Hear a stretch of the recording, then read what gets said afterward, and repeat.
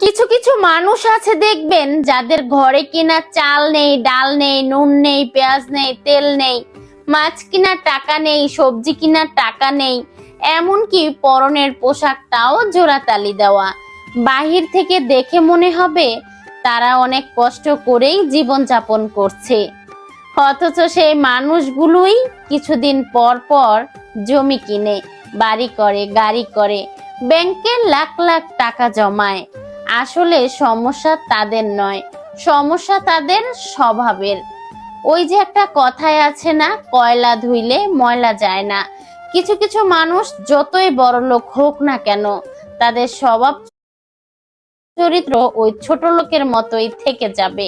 আবার এমন কিছু মানুষ আছে দেখবেন যাদের কিছুই নেই, ব্যাংক ব্যালেন্স নেই, বিঘায় বিঘায় জমি নেই, তারপরে ভালো বাড়ি গাড়িও নেই, তারপরও দেখবেন তাদেরকে দেখে মনেই হয় না যে তাদের কিছুই নেই। কারণ তারা জীবনযাপনই ওইরকম করে, যতটুকু আছে ততটুকু দিয়ে চেষ্টা করে সুন্দরভাবে জীবনযাপন করতে। ওই ফকিন্নির মতো চলাফেরা তারা আবার করতে পারে না।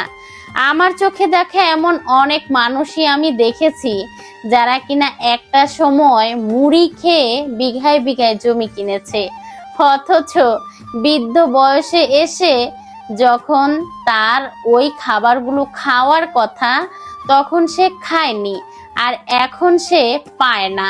কেননা এখন সন্তানের উপরে নির্ভরশীল, আর নিজে কষ্ট করে যে জমি জমা কিনেছে তা তো সন্তানদেরকে বৃদ্ধ বয়সে অনাদরে, অযত্নে, অবহেলায় নিজের শেষ নিঃশ্বাস ত্যাগ করতে হচ্ছে। তাহলে কি দরকার এমন ব্যাংক ব্যালেন্সের, কি দরকার এমন বিঘায় বিঘায় সম্পত্তির? আমার কাছে মনে হয় কোনো দরকারই নেই আমার এমন সম্পত্তি। আমার যতটুকু আছে, আমার যখন যেটা দরকার, আমার যখন যেটা ইচ্ছা, আমি তখন সেটাই পূরণ করব। আমি যখন বৃদ্ধ হয়ে যাব তখন আমার ইচ্ছা পূরণ করার দায়িত্ব কে নিবে? আমাদের স্বল্প আয়, আমার হাজবেন্ড একাই করে আমার ওই একটা মানুষের ঘাড়ের উপরে। আমরা হয়তো ব্যাংক ব্যালেন্স করতে পারছি না, কিন্তু আমাদের সন্তানকে মানুষ করার জন্য যা কিছু করা দরকার তাই করছি।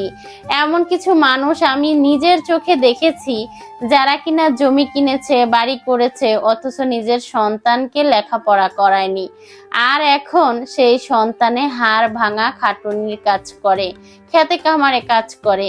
দেখা যায় বিঘায় বিঘায় জমি আছে, তারপরও তার সন্তান কৃষক। আমি মনে করি সন্তানই সব থেকে বড় ভবিষ্যৎ। বাবা মায়ের